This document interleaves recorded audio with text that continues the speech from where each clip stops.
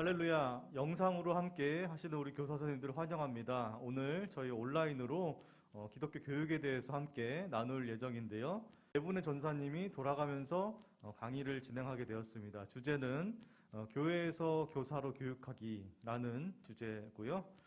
줄여서 교교교라고 할 수도 있겠네요. 예. 저희 소중한 시간이 되시길 바라고 제가 잠시 기도하고 우리 본격적인 강의를 시작하도록 하겠습니다. 기도하겠습니다. 아버지 하나님 감사합니다. 저희 각자의 자리에서 온라인으로 교사 교육을 실시합니다. 코로나 때문에 모이지 못하는 이 상황 가운데도 최선을 다하여서 준비하려고 하는 모든 교육자들과 또한 교사 선생님들과 함께하여 주시옵고 우리 각 부서가 주님의 은혜와 축복이 넘치는 부서 될 수 있게 주님 인도하여 주시옵소서. 이 모든 부서들이 주님의 길을 따라갈 때 영광의 빛을 비춰주시옵고 그 은혜가 흘러넘쳐서 우리 아이들이 그 은혜를 받아먹고 성장할 수 있게 도와주시옵소서. 모든 것을 주님께 맡깁니다. 인도하여 주시옵소서. 예수 그리스도의 이름으로 기도하옵나이다. 아멘. 샬롬! 선생님들 안녕하세요. 저는 영아부 이에스더 전사입니다. 오늘 교사 교육 첫 번째 시간은 예수님의 교육에 대해서 말씀드리겠습니다. 잠시 성경 동화를 본 후 강의를 시작하겠습니다. 예수님은 사역을 시작하시면서 제자들을 부르세요. 성경에 보면 12명의 제자들을 부르셨다고 하는데요.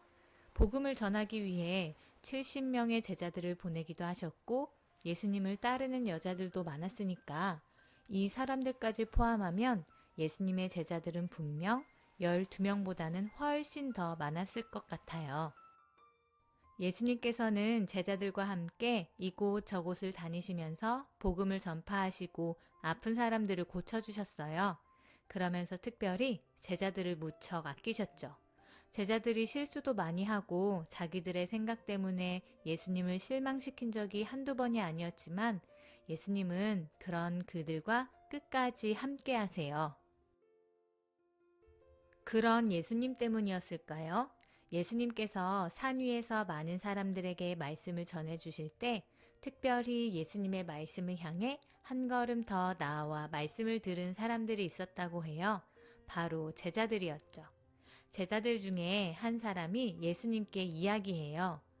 예수님, 저의 아버지가 돌아가셨습니다. 가서 장사를 지내고 온 뒤에 예수님을 따르겠습니다.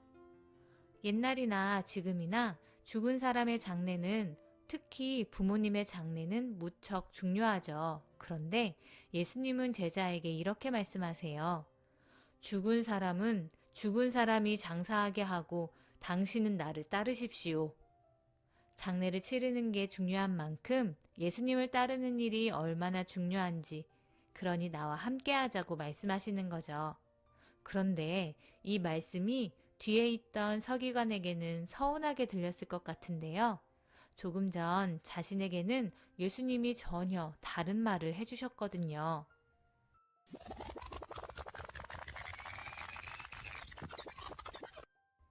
서기관은 예수님께서 들려주시는 말씀이 너무나 좋았어요. 자신도 구약성경 전체를 외울 정도로 말씀에 대해 잘 안다고 자신 있어 했지만 예수님께서 들려주시는 말씀은 귀에 쏙쏙 들어올 뿐만 아니라 너무나도 놀랍고 대단하게 여겨졌거든요. 예수님께서 어디로 가시든지 제가 따라가겠습니다.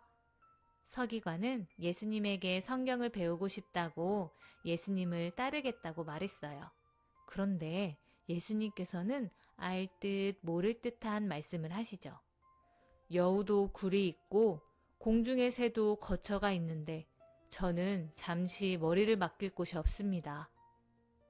그건 예수님 자신도 어디로 갈지 모르는데 당신이 어떻게 나를 따라오겠느냐고, 그러니 나를 따라오지 말라고 하는 뜻이었죠. 예수님은 서기관이 따르고 싶다고 말했을 땐 아니라고 하셨지만 제자에게는 어떤 일이 있어도 나와 함께 하자고 말씀하셨어요. 예수님께서 제자를 어떻게 생각하시는지, 제자를 얼마나 아끼시는지 보여주는 장면이죠. 여러분, 우리가 예수님의 제자가 된다면 예수님께서는 분명 우리가 예수님을 따르고 좋아하는 것보다 더 많이 우리와 함께하고 싶어 하시면서 우리를 아껴주실 거예요. 우리가 실수하고 넘어지더라도 우리를 붙잡아 주시고 일으켜 주시고 다시 힘내라고 말씀해 주시면서 말이에요. 그러니 우리가 오늘은 이렇게 기도해야겠어요. 예수님, 저를 예수님의 제자로 불러주세요. 이제부터 강의를 시작합니다. 예수님의 교육. 교회 교육의 기원은 예수님의 교육입니다. 예수님의 교육은 모든 교육의 모범이 되시며 예수님은 모든 교회 학교 교사가 본받아야 할 교사 중에 교사이십니다. 성경, 특히 사복음서, 마태, 마가, 누가, 요한복음에 보면 예수님이 참된 교사며 예수님의 가르침이 진정한 기독교 교육임을 말하고 있습니다. 마태복음 7장 29절. 이는 그 가르치는 것이 권위 있는 자와 같고 그들의 서기관들과 같이 아니하니라 라고 기록하고 있습니다. 예수님의 가르침 속에는 능력이 있었고 사람들의 중심을 변화시키는 힘이 있었습니다. 둘째, 교사이신 예수님. 예수님은 교사이십니다. 예수님의 사역 중 가르치는 교육 사역은 가장 중요한 사역이었습니다. 성경은 예수님을 여러 가지 호칭으로 부르고 있는데 그 중에 많이 표현된 호칭이 가르치는 자, 교사입니다. 예수님은 교육자이고 가장 중요한 학생들로 12명의 제자들을 들 수 있습니다. 예수님은 12명의 제자들을 교육하는데 초점을 맞추고 이들을 위한 구체적인 교수를 행하고 각각에 맞는 방식으로 교육하셨습니다. 세 번째, 예수님의 교육 방법입니다. 예수님의 교육 방법은 다양한 매체를 사용했다는 점에서 탁월하였습니다. 예수님이 사용하신 교육 매체는 음성과 손짓, 다양한 제스처들이었습니다. 예수님이 사용한 쓰인 교재는 바로 구약 성경입니다. 예수님은 무언가를 설명하기 위해 물건을 들어 보여주시기도 하고 그리고 예수님은 우리를 위해 찢기고 피 흘려 죽으시는 사랑을 표현할 때 빵과 포도주 잔을 사용하셨습니다. 이것은 많은 사람을 위하여 흘리는 나의 피, 곧 언약의 피니라 라고 말씀하십니다. 예수님은 기적과 이적을 베푸심으로 예수님의 입으로부터 나오는 말씀만이 아니라 사건을 통한 교육이 이루어지도록 하셨습니다. 이는 귀로만 듣는 것이 아니라 눈으로 보는 교육을 하셨습니다. 많은 사람들은 예수님과의 실존적인 만남을 통해 죄의 문제가 해결되고 구원받는 역사가 일어나게 되었습니다. 예수님은 자신의 삶이 바로 교육 매체였습니다. 넷째, 예수님의 아동이해. 예수님은 어린 아이들을 냉대하고 꾸짖는 제자들을 책망하셨습니다. 어린 아이들을 용납하고 내게 오는 것을 금하지 말라. 마태복음 19장 14절. 어린 아이들을 영접하고 그들 위에 안수하심. 마태복음 19장 15절. 예수님은 아동들을 축복뿐만 아니라 만져주심. 이 만져주심은 치유와 회복, 축복을 의미합니다. 예수님은 어린아이들을 향한 적극적인 보호와 사랑을 표현하셨습니다. 마지막으로 다섯째, 예수님의 제자 교육. 예수님의 교육에 있어서 가장 특징적인 교육 형태는 제자 교육입니다. 예수님은 3년의 공생애 동안 제자 교육에 집중하셨습니다. 예수님의 제자 교육은 신앙적인 변화, 삶의 변화를 추구하는 기독교 교육을 위한 가장 적합한 교육 형태셨습니다. 제자들은 예수님의 교훈을 통해 말씀 속에서 배웠을 뿐만 아니라 그들은 예수님과의 밀접한 친교를 통해 배웠습니다. 예수님의 교육 방법은 무엇에 관해서 설명하는 것이 아니라 직접 몸으로 보여주셨습니다. 예수님의 삶이 바로 교육이셨습니다. 예수님은 기도에 관해 가르치는 것이 아니라 기도의 실천을 통해 기도를 보여주셨습니다. 전도에 관해 가르치신 것이 아니라 몸소 전도의 본을 보이셨습니다. 예수님의 가르침에서 알미 삶으로부터 분리되지 않는 이유는 바로 삶 속에서 삶을 통해 가르치셨기 때문입니다. 예수님의 제자 교육은 현실이나 삶과 분리되어 이루어진 것이 아니라 삶의 실천을 통해 본을 보이셨습니다. 삶의 모든 것이 교육의 소재가 되었습니다. 예수님은 사람을 세워 제자들로 하여금 또 다른 사람들을 양육하는 재생산의 방법을 사용하셨습니다. 예수님의 교육 방법은 사람에게 있었고 사람들이 또 다시 사람들을 세우는 재생산의 원리를 실천하셨습니다. 잠시 제 이야기를 나누고 강의를 마치려고 합니다. 5살 때 동네의 작은 개척교회를 다닌 적이 있습니다. 집과 가까운 거리라 주일뿐만 아니라 평일에도 언제든지 교회에 놀러 갔습니다. 교회에 가면 목사님과 사모님께서 항상 두 손을 뻗어 안아주시고 반겨주셨습니다. 그리고 맛있는 간식과 재미있는 성경 이야기도 들려주셨습니다. 저는 지금도 그때의 따뜻함과 포근함이 기억이 납니다. 항상 목사님과 사모님의 따뜻한 웃음과 사랑스러운 말투와 그 모든 것이 다 좋았습니다. 그래서 유치원을 다닐 때부터 나는 목사님이 될 거야. 나는 사모님이 될 거야. 라고 생각했습니다. 그리고 지금의 저는 아동 사역을 하고 있는 전도사가 되었고 부목사의 사모가 되었습니다.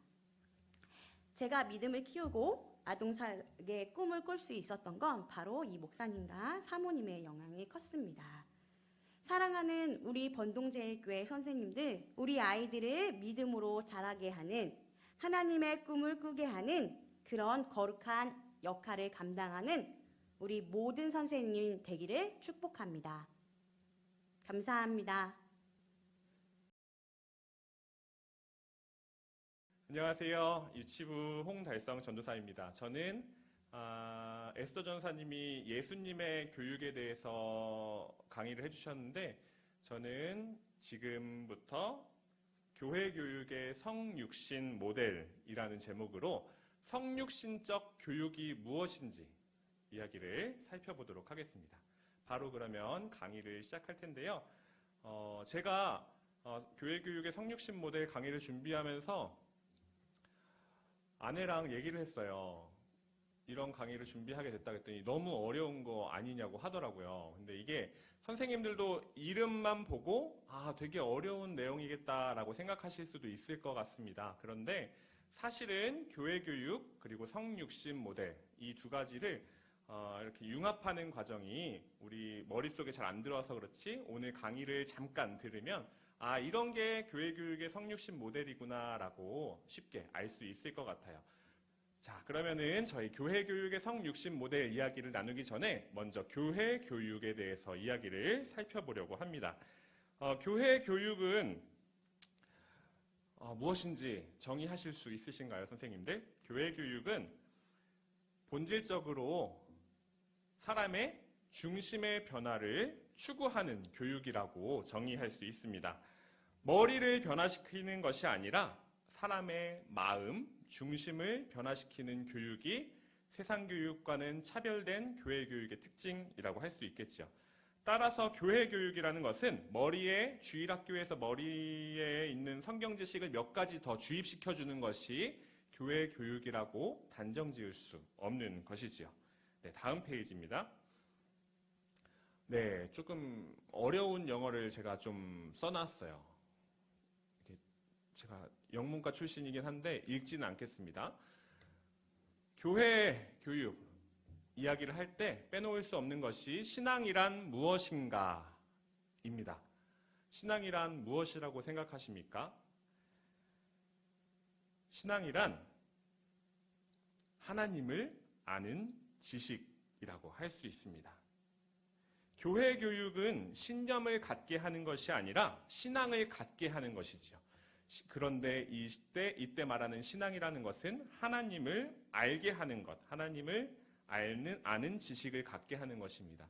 아주 유명한 신학자죠. 깔뱅은 기독교 강요에서 신앙이란 하나님을 아는 지식이라고 이야기했습니다. 개혁주의 신앙의 전통에서 신앙이라 함은 하나님을 아는 것이고요. 깔뱅에도 칼바르트, 에밀 브루너, 그리고 리차드 니버 같은 신학자들도, 아주 저명한 신학자들도 신앙에 대해서 이렇게 정의하고 있습니다. 네, 다음입니다. 여기에서 아는 것이라고 아는 것이라는 것은 다음과 같은 4가지 특징을 갖고 있습니다. 첫 번째, 인격적이라는 것이고요. 알미라는 것은, 교회 교육에서 알미라는 것은 인격적이라는 특징을 가지고 있고, 두 번째는 공동체적이라는 특징을 가지고 있고, 세 번째는 상상적이라는 특징, 그리고 네 번째는 참여적이라는 특징을 가지고 있습니다. 인격적이라는 특징은 저희가 너무나도 사실 단어만 들어도 알 수 있죠.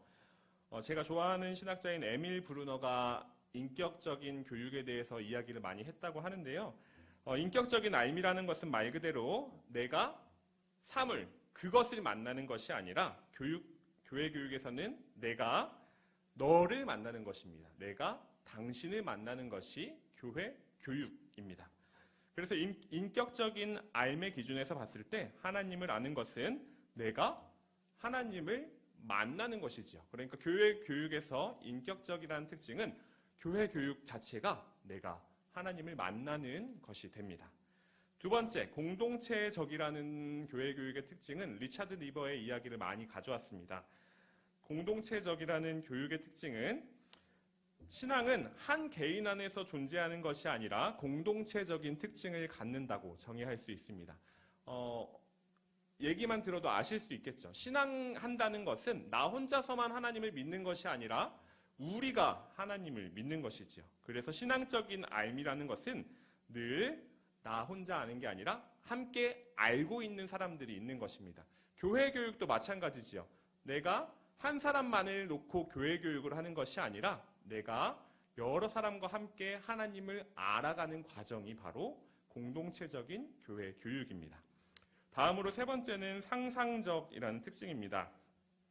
상상적이 교회 교육과 어떤 연관이 있을까 생각해 보았는데요. 하나님 생각해 봅시다. 우리가 하나님이 어떤 분이실까? 어떻게 알 수 있을까요? 상상을 통해서만 알 수 있습니다. 하나님은 가시적인 존재, 눈에 보이는 분이 아니라 보이지 않는 분이시기 때문에 우리가 오직 하나님을 상상으로만 경험할 수 있고 상상할 수 있고 알 수 있게 되는 것이지요. 하나님은 우리의 머릿속, 두뇌를 통해서 알 수 있는 분이 아니라 우리의 가슴을 통해서, 상상을 통해서 알 수 있는 분입니다. 그래서 교회 교육의 과제, 오늘날 교회 교육의 과제는 충실한 상상력으로 하나님을 알 수 있도록 우리들이 학생들을 만나고 그들의 상상력을 북돋아주는 것이 교회 교육의 특징이라고 할 수 있겠습니다. 그리고 네 번째 특징은 참여적입니다. 예수님께서는 제자들을 본격적으로 가르치시기 전에, 예수님의 교육이 시작되기 전에 제자들을 부르셨죠. 어떻게 부르셨을까요? 나를 따르라 하고 부르셨습니다. 나를 따르라 라는 예수님의 말은 요청이었습니다. 참여에 대한 요청이었죠. 이렇게 교회 교육, 예수님의 교육은 참여라는 것을 전제합니다. 하나님은 하나님께 헌신하는 자들에게, 참여하는 자들에게 알려지시는 분이시지요. 네, 다음입니다. 그런데 저희가 이 이야기를 빼놓고 지나갈 수가 없을 것 같습니다. 전통적인 교회 교육의 4가지 문제들이죠. 문제라고 볼 수는 없는데 진단이라고도 저희가 말할 수 있을 것 같아요. 전통적인 교회 교육이 어떤 문제점을 있는지 저희가 한번 진단해 보는 겁니다. 그런데 이렇게 4가지로 진단이 가능한데요. 첫 번째, 교사와 교육 내용, 교과의 분리. 그리고 두 번째, 교사와 학생의 분리.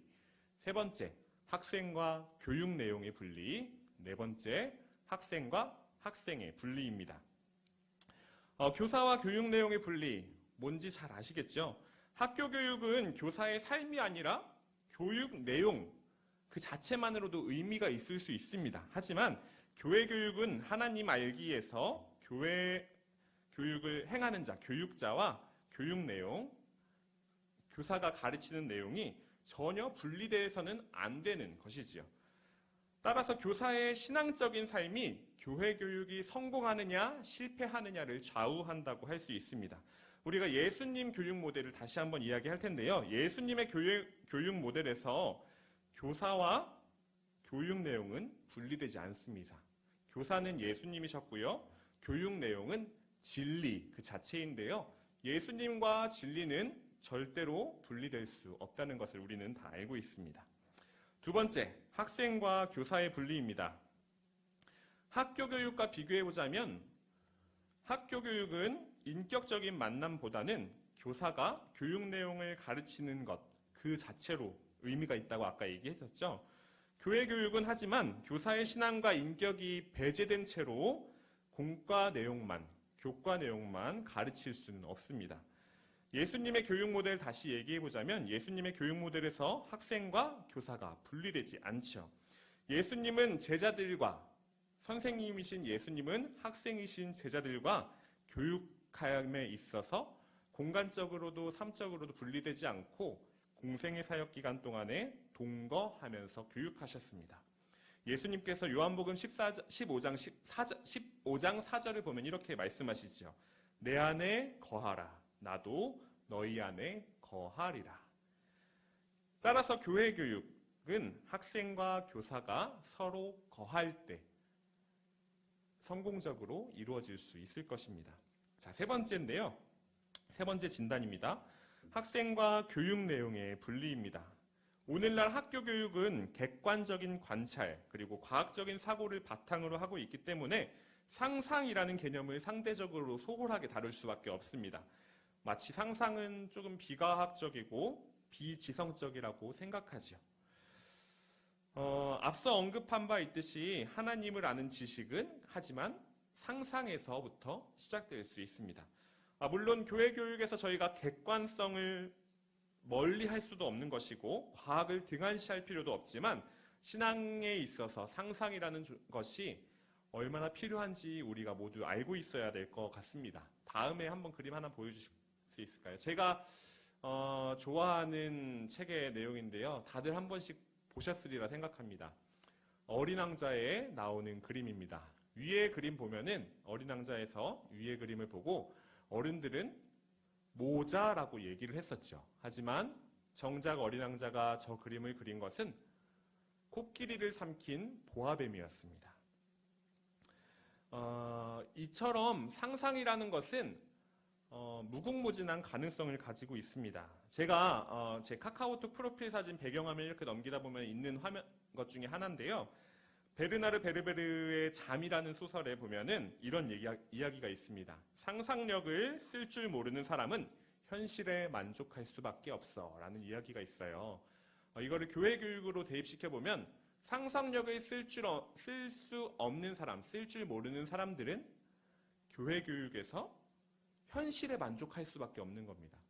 하나님을 만나는 것이 아니라 그냥 교회 현장만 좋은 사람이 될 수밖에 없는 거예요. 그래서 우리가 교회 교육함에 있어서 상상은 굉장히 중요하고 이 상상을 통해서 학생들은 교과, 우리가 가르치는 내용과 하나 될 수 있습니다. 전 페이지로 한번 넘겨주시겠어요? 네, 마지막 진단인데요. 학생과 학생의 분리입니다. 오늘날 학교 교육은 모두 알다시피 매우 경쟁적이고 개인주의적이고 객관적인 평가가 중요합니다. 교육 대상을 개인과 개인으로 분절시키고 공동체성을 상실하고만 있죠. 교회 교육은 하지만 평가가 중요하지 않습니다. 학교 교육과 교회 교육의 큰 차이죠. 평가가 중요하지 않다는 것이에요. 저도 돌아보면은 제가 육아를 지금 하고 있기 때문에 오은영 박사님 채널을 많이 보고 있는데 오은영 박사님이 이런 얘기 하시더라고요. 누가 제일 먼저 치우나 우리 한번 볼까? 누가 제일 잘하나 우리 한번 볼까?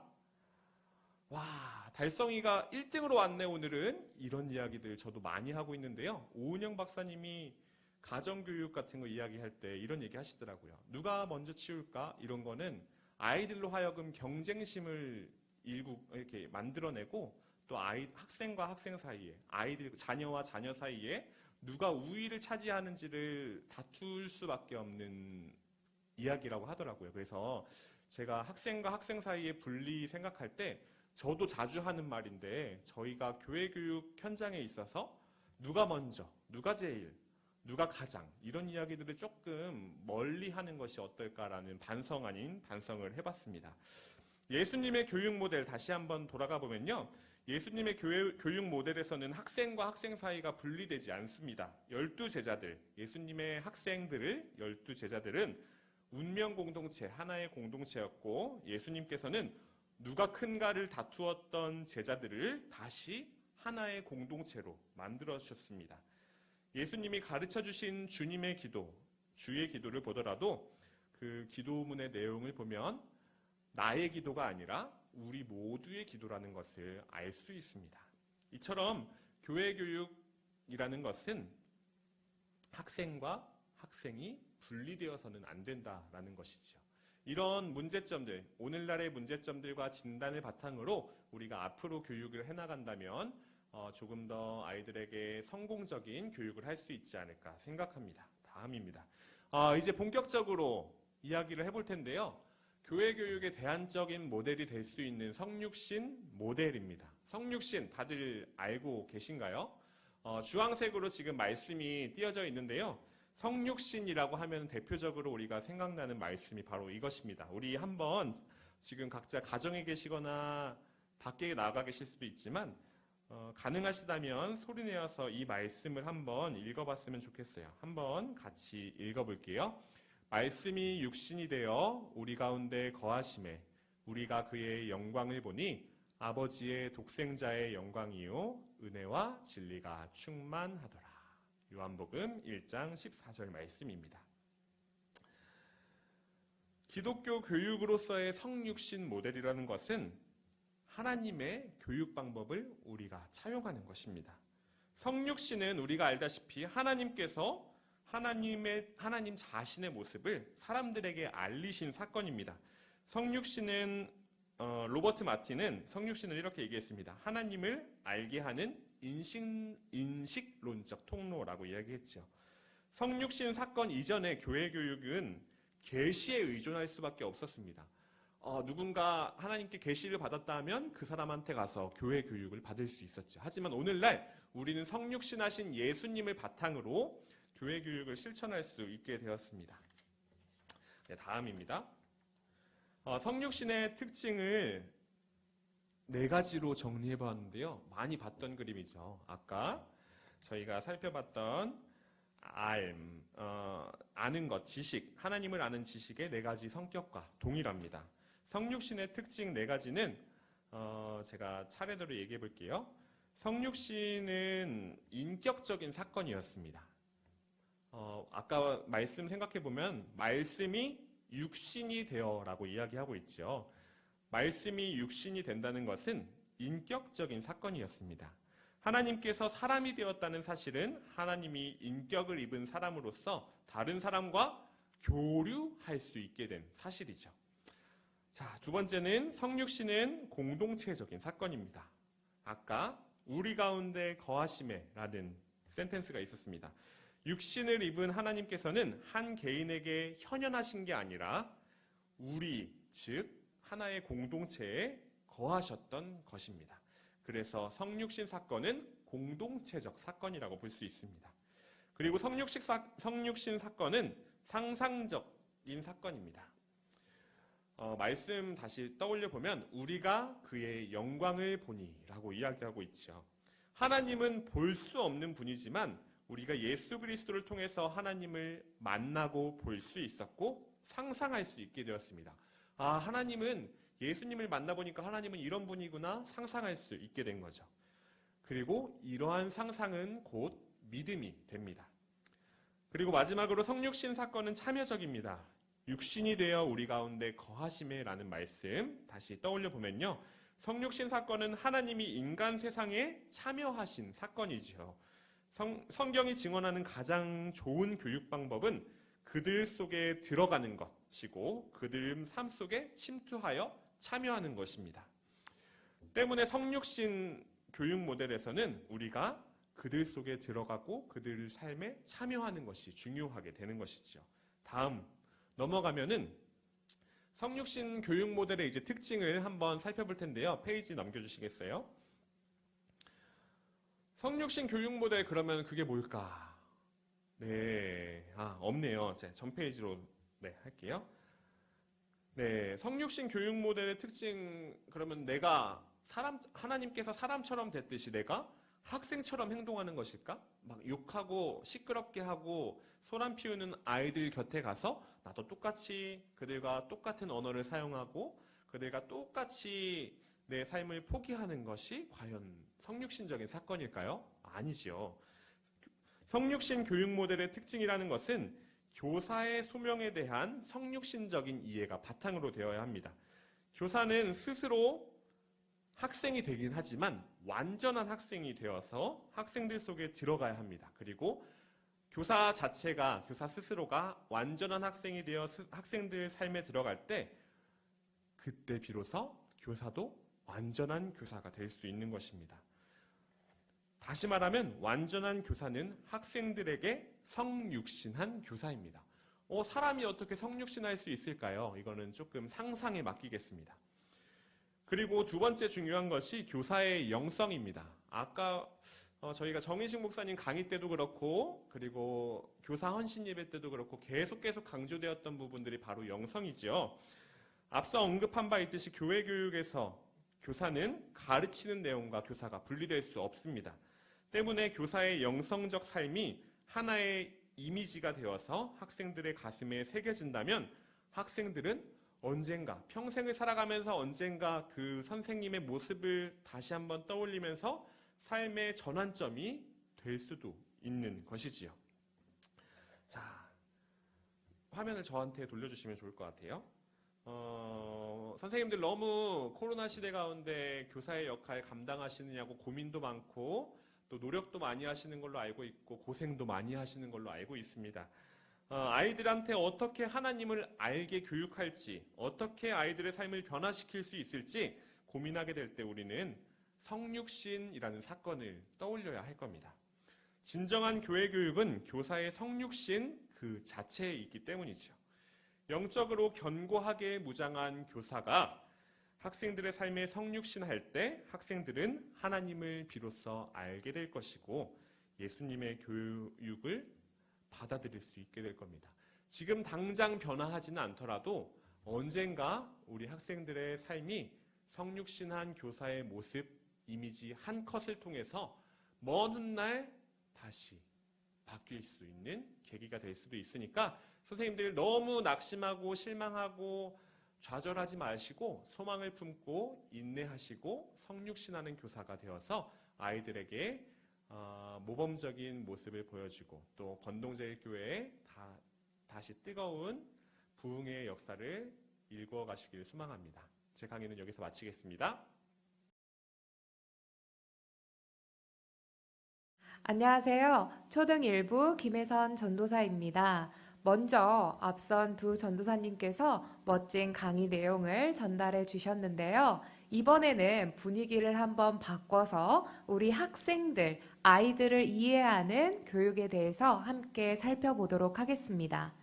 혹시 학생을 그리고 자녀를 잘 알고 있다고 생각했지만 그렇지 않구나 하며 당황했던 경험이 있지 않으십니까?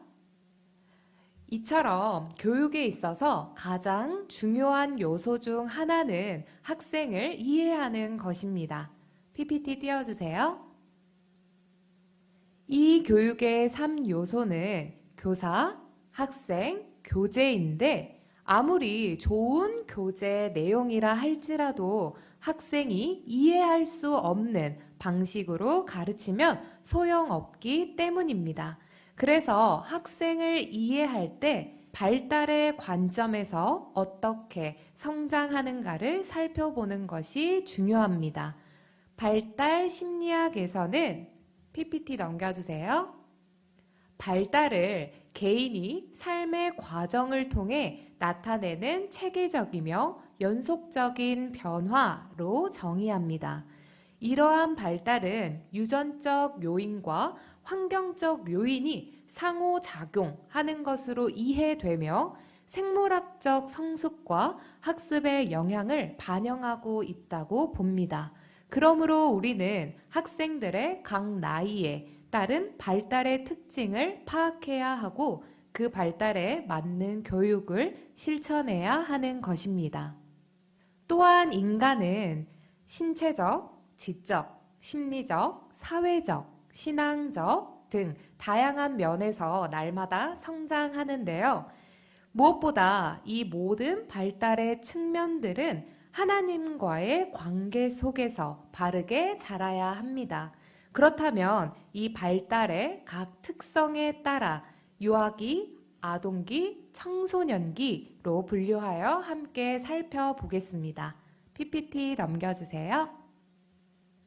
먼저 신체 발달적 특성입니다. 유아기의 어린이들은 꾸준한 성장을 보입니다. 팔다리가 길어지면서 균형 있는 자세를 갖게 되고 눈과 손의 협응력이나 소근육과 대근육의 발달 같은 운동 기능의 발달이 두드러집니다. 이러한 건강한 신체 발달은 자신감을 길러줄 뿐만 아니라 사회적 관계를 이루는 데도 영향을 미칩니다. 다음 PPT요. 아동기에는 신장과 체중이 점차적으로 증가합니다. 어깨가 넓어지고 유아기보다 신체가 훨씬 더 가늘어진 모습이 됩니다. 또 근육이 성장하는 신체에 적응하느라 근육이 당기는 듯한 느낌인 통증을 경험하게 되는데 이것을 성장통이라고 합니다. 그리고 성숙의 가속화 현상으로 인해 아동기 말에 사춘기가 시작되기도 합니다. 다음 PPT요. 청소년기의 가장 큰 특징은 신체의 급속한 변화와 발달이라고 할 수 있습니다. 신장과 체중의 증가는 물론 생식기관의 성숙, 제2차 성징의 출현, 체형의 변화 등이 나타납니다. 이러한 육체적인 발달은 인지적, 심리, 사회적 발달과도 밀접한 관계를 맺고 있습니다. 또한 성의 발달은 제2차 성징을 나타내며 남녀의 성격 차이를 명확하게 해줌으로써 자아 정체감을 갖는 데 영향을 미치게 됩니다. 그것은 이성에 대한 호기심을 불러일으키며 자신의 갑작스러운 변화에 미처 대처하지 못함으로써 고민과 불안에 빠지게 되기도 합니다. 그렇다면 우리 학생들이 자라면서 지적으로는 어떻게 발달해 갈까요? 이 부분을 잘 설명해주는 발달 심리학자인 피아제를 통해 이해해 보겠습니다. 스위스의 심리학자 피아제는 인간이 어떻게 지식을 습득하며 세상에 대한 의미를 만들어 가는지를 인지 발달론을 통해 설명하고 있습니다. 그의 인지 발달론은 그가 공부한 생물학으로부터 많은 영향을 받았다고 하는데 생물이 환경에 적응해 가는 과정처럼 인간의 인지도 환경과의 상호작용을 통해서 발달해 간다고 본 것입니다. 이렇게 총 4단계로 나뉘는데요. 1단계 감각 운동기는 0세부터 2세 아이들이 해당하는 단계로 주로 감각 운동에 의한 학습성을 띠며 의도적인 반복 행동을 하며 대상 연속성을 가집니다. 이때 대상 연속성이란 이 단계에서 가장 중요한 개념인데요. 어떤 대상이 시야에서 사라져도 존재한다는 것을 뜻합니다. 우리가 지각하지 않고 있는 대상도 세상에 존재하고 있다는 것을 알게 해주기 때문에 이는 이후의 조작 행동의 기초가 됩니다. 2단계 전 조작기는 2세부터 7세 아이들이 해당하는 단계로 언어를 사용할 수 있게 되면서 사고가 가능해집니다. 이때에는 주로 직관적 사고가 중심이고 조작적 사고는 불가능하며 자기 중심성을 갖습니다. 3단계 구체적 조작기는 7세부터 11세 아이들이 해당하는데요. 숫자를 셀 수 있으며 이제는 자기 중심주의에서 벗어나 탈중심화가 되어 보다 객관적이고 논리적인 사고가 가능해집니다. 또한 여러 가지 요소들을 동시에 고려할 수 있도록 지능이 발달합니다. 4단계 형식적 조작기는 12세에서 성인기까지 해당하는 단계로 형식적 사고, 가설, 연역적 사고에 이르게 되고 추상적 구조나 일반화된 관념을 틀로 해서 사고할 수 있게 됩니다. 그리고 추리력과 응용력도 발달하면서 무엇보다 이때는 대화를 통해 지적 성숙이 이루어질 수 있도록 돕고 환경을 제공해 주는 것이 중요합니다. 또 우리 학생들은 각 시기에 자기 자신을 형성해 나가는 과정에서 심리 사회적 위기를 경험하게 되는데요. 다음 페이지 넘겨주세요. 2번 심리 사회적 발달 특성은 심리학자 에릭 에릭슨을 통해 살펴보겠습니다. 그의 심리학적 발달 이론은 총 8개로 분류하는데 그중 청소년기가 해당되는 5단계까지 함께 살펴보겠습니다. 넘겨주세요. 네, 첫 번째 단계는 생후 1년 사이에 경험하는 신뢰감 대 불신감 시기입니다. 이 시기에 양육자가 지속적으로 영아의 신체적, 심리적 욕구와 필요를 충족시켜주면 영아는 양육자를 신뢰하게 됩니다. 하지만 양육자가 영아에게 안정감을 주지 못할 때 자녀는 불신감을 경험하게 됩니다. 두 번째는 넘겨주세요. 자율성 대 수치심과 의심 단계입니다. 이제 걸음마를 시작하고 세상을 탐색해 나가는 2세부터 3세경의 발달 과제이며 이행 능력이 향상되고 배변 통제 능력도 생겨서 이전에 비하면 상당히 자율적인 존재가 됩니다. 그런데 사회적 기대에 적합한 행동을 원활하게 수행하지 못하면 수치심과 의심을 갖게 되는 것이죠. 세 번째 넘겨주세요. 3세부터 6세경에는 자발성 대 죄책감의 시기가 옵니다. 이때에는 어떤 목표나 계획을 세워 거기에서 성공하고자 노력합니다. 여기서 스스로 활동에 참여하거나 자유를 누릴 수 있도록 허용된 아동은 자발성을 형성하게 되고 아동의 행동이 너무 규제되거나 억압되면 죄책감을 가지게 되는 것입니다. 다음 단계인 근명성 대 열등감의 시기는 일반적으로 초등학교에 입학하는 학령기의 연령으로 이때부터는 열심히 노력하는 것을 통해 성취감을 맛보기 시작합니다. 그리고 자기가 노력한 만큼의 결과를 얻지 못하면 주변 또래 집단에 비해 뒤떨어진다고 느끼게 되어 열등감이 생깁니다. 청소년기에 접어들면요. 넘겨주세요.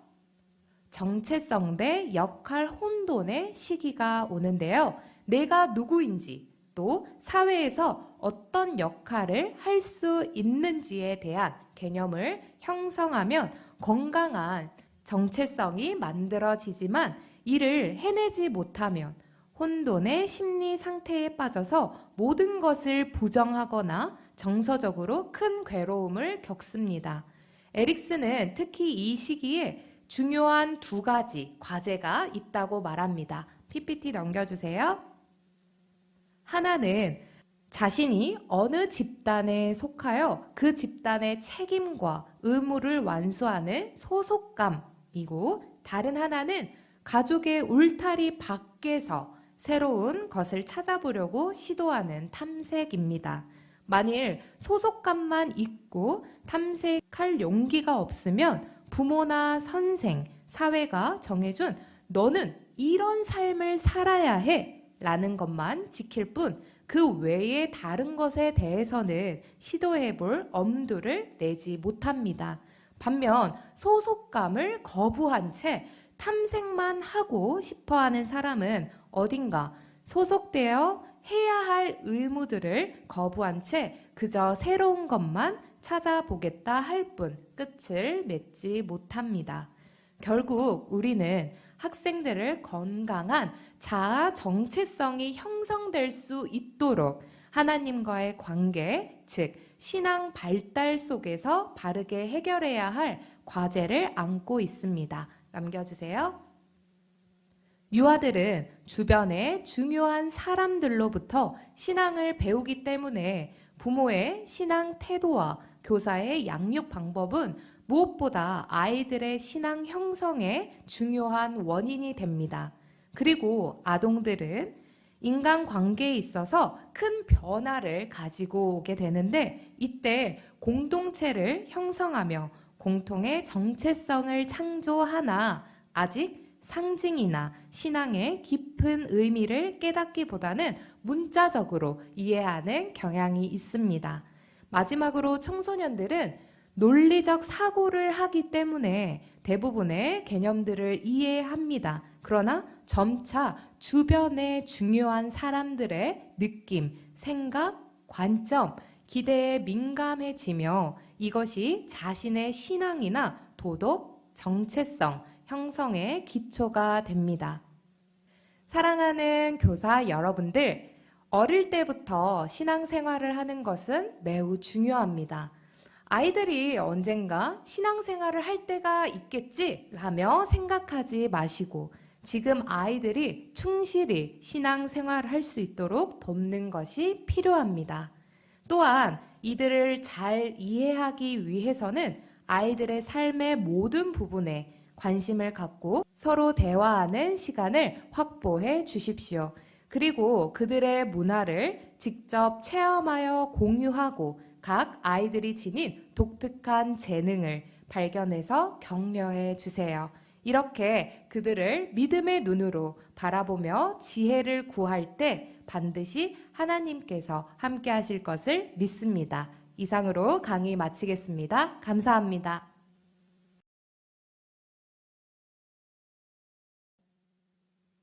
예, 이제 4번째 시간을 진행하도록 하겠습니다. 4번째 순서는 청소년의 발달과 신앙 교육이라는 주제로 강의를 하도록 하겠습니다.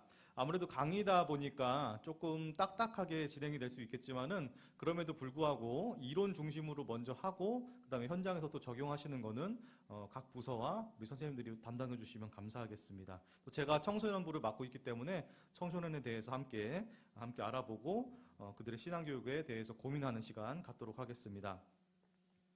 먼저 중고등부에 해당하는 청소년들, 이들의 발달적 특징과 그들의 필요에 대해서 잠깐만 나누도록 하겠습니다. 청소년들의 심리 이해를 먼저 살펴볼 건데요. 에릭슨이라는 유명한 학자에 따르면은 이 청소년들은 어른도 어린이도 아닌 아직은 미숙한 단계, 여러 사회적 요구에 직면하고 역할 갈등을 겪게 되고 또 자신이 누구인지를 묻게 되는 그런 단계라고 하고 있습니다. 이때 하는 질문은 나는 누구고 어떤 사람이고 어떤 사람이 되기를 바라며 인생을 어떻게 살아갈 것인가, 뭐 이런 것들과 정의와 진리는 무엇인가와 같은 그런 담론들입니다. 제가 사진을 PPT로 준비했는데 난 누군가 또 여긴 어딘가 난 누군가 또 여긴 어딘가 라는 예전 가수의 노래처럼 이런 고민들을 시작하는 단계가 바로 청소년기라는 것입니다. 격변하는 내적 신체적 변화에 따라서 새로운 역할 요구를 탐구하려고 하고 그리고 나의 사회적 역할은 무엇인가 라는 것을 묻는 과정이라고 할 수 있죠. 이 모든 것을 통틀어서 한 가지 단어로 표현할 수 있습니다. 자아 정체감이라는 것입니다. 그러니까 청소년들이 자아 정체감에 대해서 탐구를 하기 시작하고 궁금해하고 추구한다라는 것입니다. 이 자아 정체감이 이 시기의 최대의 과제인데요. 이 자아 정체감이란 자기의 위치, 그리고 능력, 역할, 책임에 대한 분명한 인식이라고 할 수 있습니다. 그 분명한 인식들을 할 수 있게 우리는 도와줘야겠죠. 다음 화면을 보겠습니다. 이 시기에 청소년들은 아직 그 존재에 대한, 자신의 존재에 대한 굳건한 확신을 갖지 못하는 시기입니다. 어느 정도는 갖고 있겠지만은 정도차가 있기 때문에 소속 집단이나 자신이 뭔가 동경하는 대상에 자신을 투사하는 경우가 많고 그것을 따라가는 경우가 상당히 많다는 겁니다. 존경하는 위인이나 영웅을 자신의 모델로 찾기도 합니다. 제가 사진 준비한 것에 BTS가 있는데요. WHO에서 BTS가 이렇게 마스크를 쓰니까 여러분도 이렇게 코까지 올려서 마스크를 써야 됩니다. 라고 이야기를 한 건데 왜 그랬을까요? 이 사람들이 BTS가 미치는 영향이 워낙 크다 보니까 이들을 롤모델로 하는 청소년들이 이렇게 마스크를 쓰는 것을 배울 수 있기 때문에 그렇게 얘기를 했겠죠. 우리 아이들에게도 좋은 롤모델이 필요하고 본받을 사람이 필요하다라는 겁니다. 이때 그 존경하는 위인이나 영웅들을 보면서 자아 정체감을 확립하기도 하고 때로는 좋은 사람을 본받기도 하지만은 때로는 나쁜 영향들을 롤모델로 삼고 배워가기도 할 수 있다라는 겁니다. 그래서 긍정적인 자아 정체감을 갖는 게 중요한 시기가 됩니다. 다음입니다.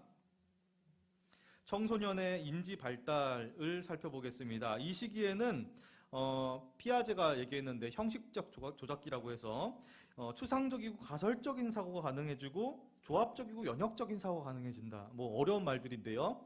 어찌됐건 그 전 단계보다 어린 시기보다 훨씬 더 사고력이 증진되고 고차원적인 사고를 하고 종합적으로 다차원적으로 사고할 수 있는 가능성이 생긴다라는 겁니다. 사실 사고력은 이 시기에 거의 완성이 됩니다. 그래서 우리는 이 청소년들에게 무엇을 제시해야 될까요? 그들이 속하게 될 사회 그리고 미래에 대한 본질을 제시해야 되는 겁니다. 때로는 청소년들이 이상주의적 사고를 하기도 하고 자유, 정의, 사랑과 같은 어떤 추상적인 원리와 이상들을 이해하기도 하고 지나치게 때로는 가상적인 사회에 빠지기도 합니다. 그래서 몽상가가 되기도 합니다. 이것들은 다 이들의 사고력이 증진됐기 때문에 가능한 것입니다. 다음입니다. 그렇다면 우리는 청소년의 발달과 신앙적 필요에 어떻게 요구를 응답해야 될까? 요구에 이 자아정체감 확립이 중요한데요. 이때는 잘못된 위인을 받아들이면 아까 1전에 말했듯이 잘못된 전체주의 같은 것에 빠질 수가 있습니다. 저 사진을 보면 위에는 히틀러가 있는데요. 독일이 대표적인 예입니다. 잘못된 전체주의를 받아들였고 청소년들이 세뇌 교육을 받고 주입을 받다 보니까 히틀러를 영웅시하고 그때 당시에 독일에서 히틀러를 재림 예수라고까지 불렀다고 합니다. 이런 병폐 현상들이 자칫 잘못하면 나타날 수 있는 시기가 바로 청소년기라는 거죠. 그래서 올바른 자아 정체감을 확립하도록 우리가 롤모델을 제시해야 하는데 밑에 사진에 있는 우리 예수 그리스도, 예수님을 우리가 그 롤모델로 잘 제시해야 된다라는 과제가 주어지는 겁니다. 다음입니다. 또한 이 시기에는 신체적인 욕구라든지 발달들 워낙 폭발적으로 증가되기 때문에 성적 호기심이 증가됩니다. 그래서 올바른 성교육에 대해서 얘기할 필요가 생긴다는 겁니다. 신체에 예민한 반응을 보이기 때문에 그리고 이성에 대한 관심과 호기심이 늘어나기 때문에 욕구를 자칫 잘못 절제하면은 이 욕구가 폭발할 수도 있게 되겠고요.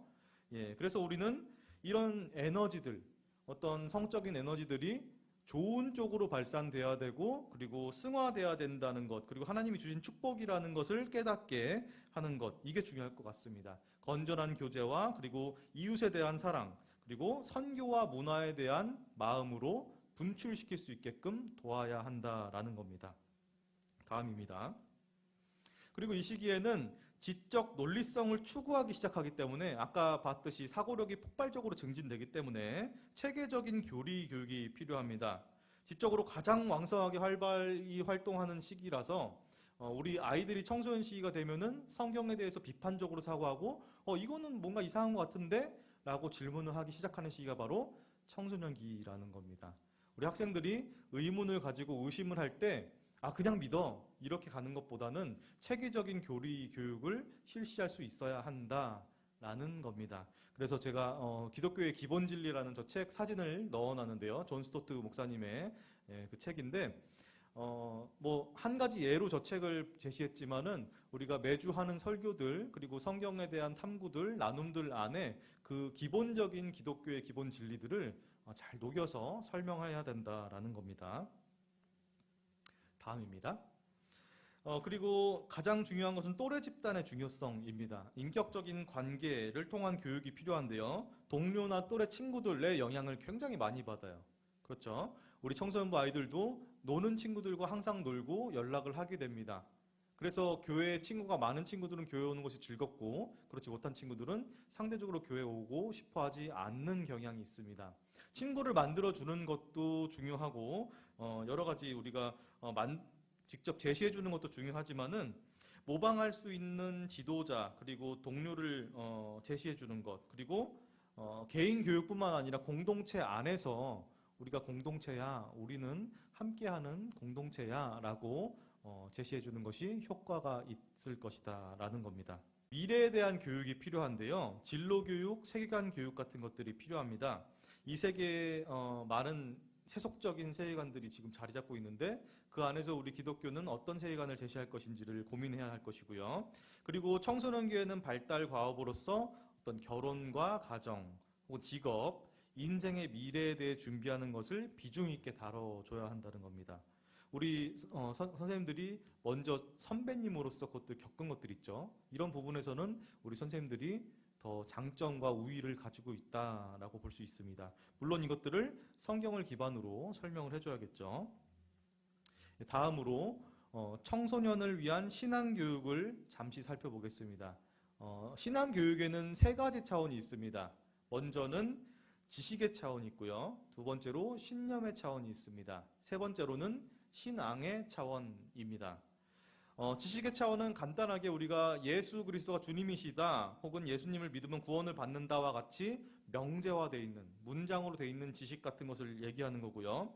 지식은 반드시 필요하지만 암기나 인식 단계에만 머물러 있다면 지식은 어떤 그 형태에만 불과하기 때문에 이것으로는 불충분합니다. 여기서 멈춰 있어서는 안 됩니다. 이 교리와 성경 교육은 반드시 필요하지만 이것을 한 단계 뛰어넘는 신념의 차원으로 넘어가야 한다는 것이고요. 신념의 차원은 어떤 종교 교육의 차원입니다. 종교라는 것은 하나의 신념이고 생활 양식을 나타내는 거죠.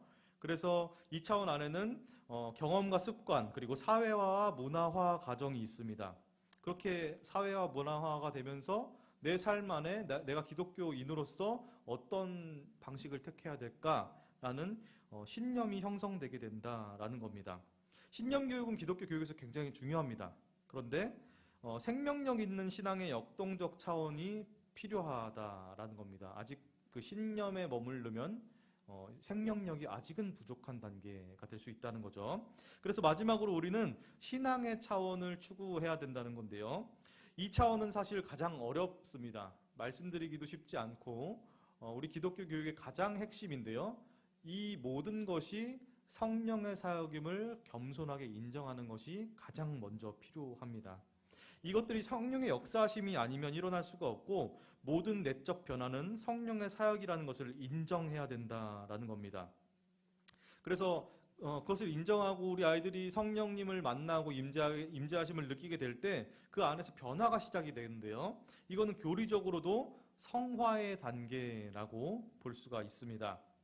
결국에 기독교 교육은 지식 교육에 국한되지 않고 그리고 신념 교육에만 있는 것도 아닙니다. 그렇다고 신앙의 영역만 다루지도 않습니다. 이 전체를 통합해서 성령의 사역임을 온전히 인정하면서 우리 아이들과 함께 나눠가는 과정이 필요할 것입니다. 예, 이상으로 우리 기독교 교육에 대해서 함께 살펴봤는데요. 우리가 정말 짧은 시간 이렇게 나눴지만 참 부족한 게 많고 우리 자신의 모습을 보면 어떻게 교육을 해야 될지 고민이 많이 되는 것 같습니다. 그럼에도 불구하고 우리가 하나님을 만났듯이 우리 아이들도 하나님을 만날 것을 기대하면서 함께 교육에 동참했으면 좋겠습니다. 우리 아이들 또한 자신의 신앙을 나름대로 가지고 있고 혹은 아직 신앙이 없더라도 그 신앙의 씨앗들이 마음속에 감추어져 있습니다. 그 감추어진 씨앗들을 발견하고 우리가 함께 기도하면서 아이들을 섬기면서 나아갈 때 우리 아이들이 변화될 것을 믿습니다. 감사합니다.